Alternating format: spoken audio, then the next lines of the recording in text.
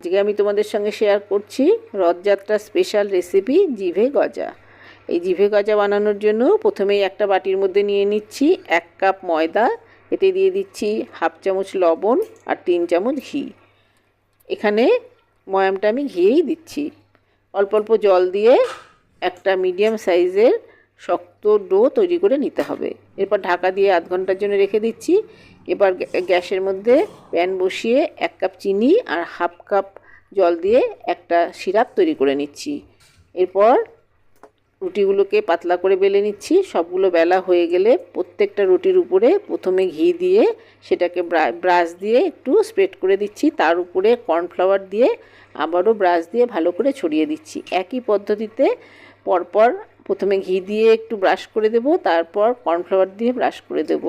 এইভাবে সবগুলো লেয়ার তৈরি করব। 4টে করে রুটি নিয়ে আমি এগুলো তৈরি করছি। এর